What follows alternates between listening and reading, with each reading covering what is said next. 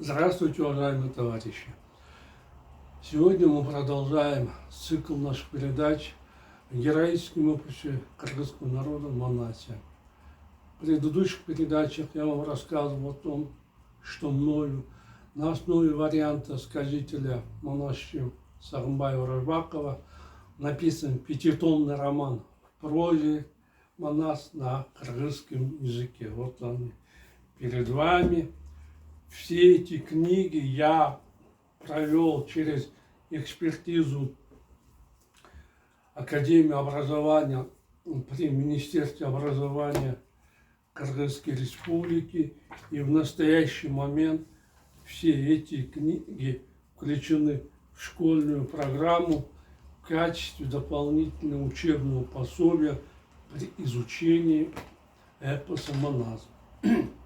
Далее, чтобы школьникам было легче освоить эпос Манас, я специально разработал для них такие рабочие тетради, и они также в настоящее время включены в школьную программу решением ученого совета Академии образования. В настоящее время я работаю над второй частью трилогии эпоса Манас Семетея. Мною закончен первый том данного произведения. Сейчас я пишу второй том Семетея. Чтобы еще больше популяризировать эпос, я перевел пятитомный свой роман Манас на русский язык.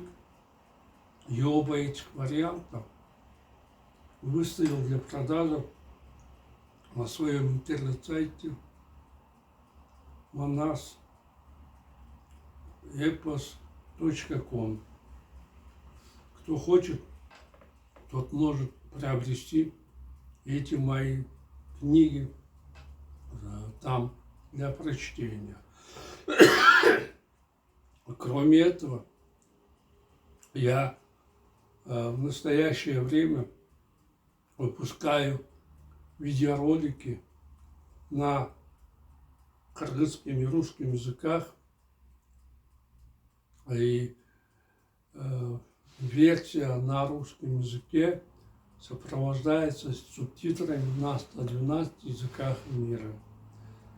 Это означает, что теперь любой житель нашей земли может познакомиться с эпосом Манас и моим романом на своем родном языке или языке наиболее понятном ему. Поэтому у меня к вам большая просьба, уважаемые зрители, сообщите об этих видеороликах своим родственникам, друзьям, знакомым, товарищам, которые проживают в странах ближнего и дальнего зарубежья. Тем самым вы внесете свой достойный вклад в дело распространения эпоса Манас. Это все, что я вкратце хотел сказать об эпосе в своем романе. Ну а сейчас, с вашего позволения, я продолжу чтение своего произведения.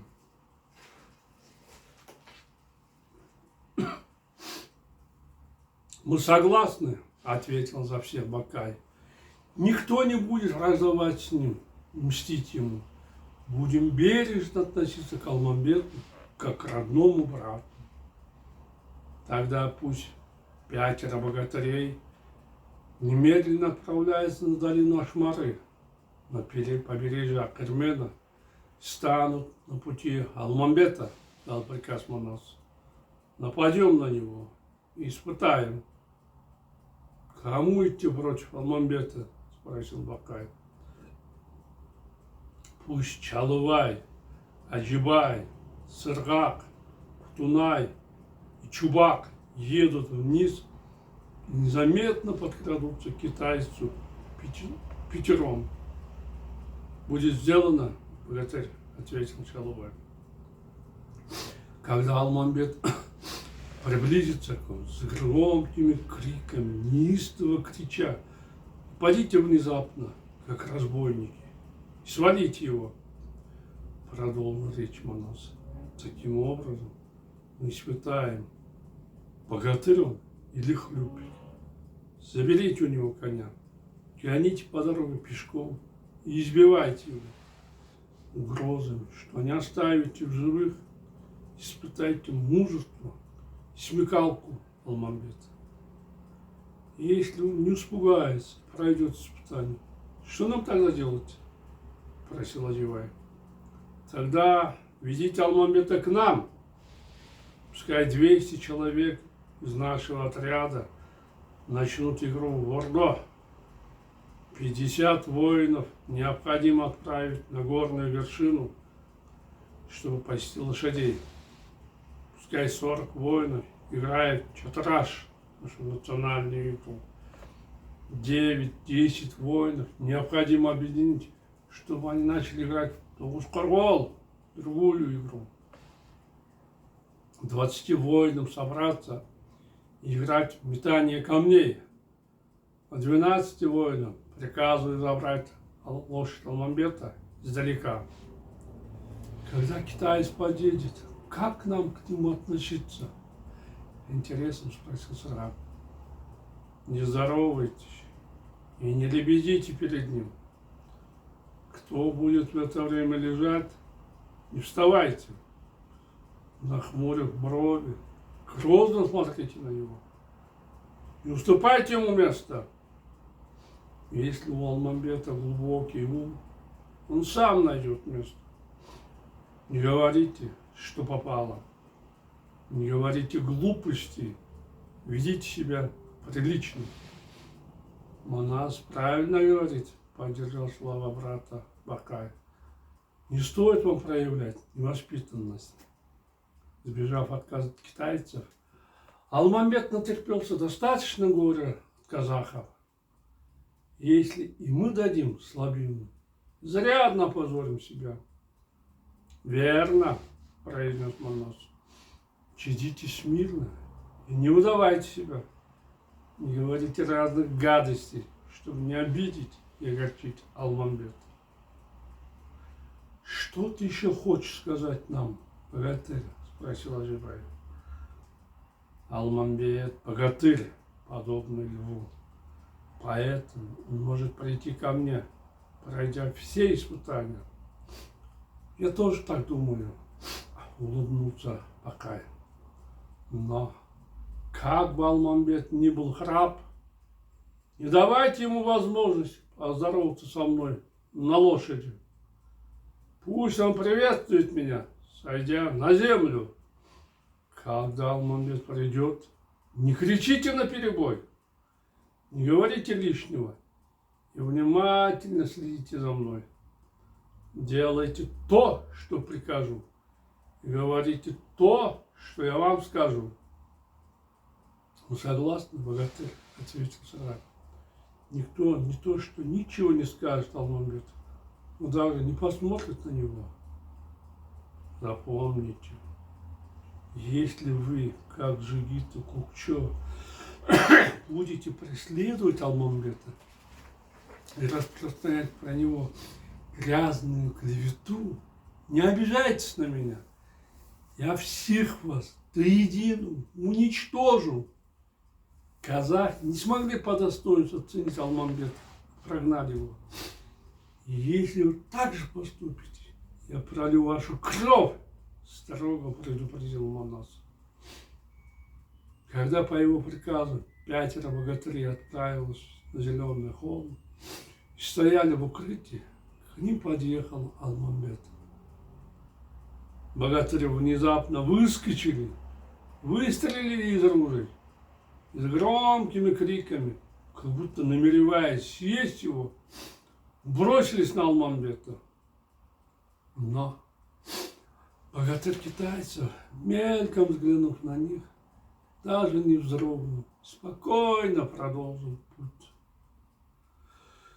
Только вас мне и не хватало, устало и равнодушно подумал про себя Алмамбет. Ты посмотри на них, как они кричат, беснуют, как будто хотят меня проглотить.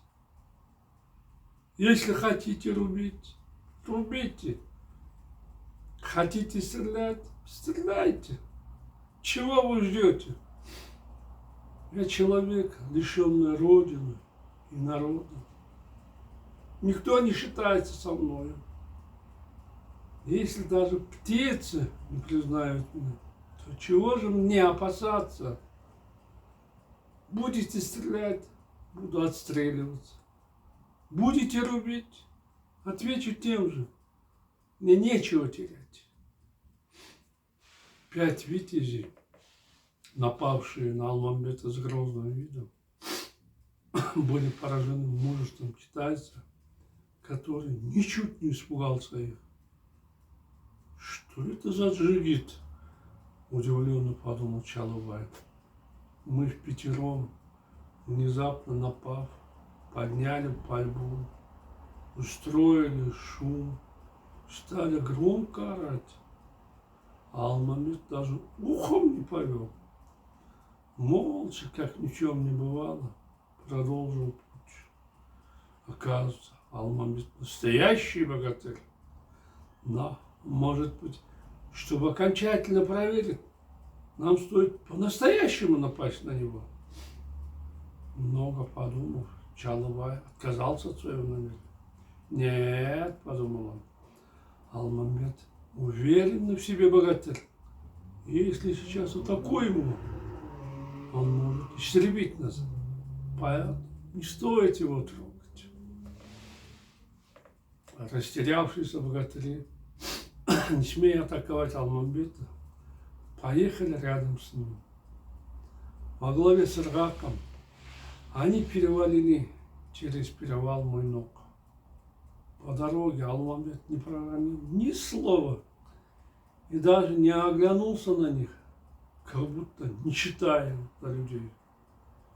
Увидев суровый нрав китайца, 5 богатырей не посмели что-либо спросить у него. Забравшись на холм, они увидели, что установлено 40 палаток, и 200 человек вовсе развлекаются в Орду и Читраж. Все они, и те, кто играл, и те, кто отдыхал, даже не посмотрели на Алмамбета, как будто им не было до него никакого дела. Заметив это, Алмамбет еще больше приосанился. Не выдавая себя, он уверенно продолжил путь вперед.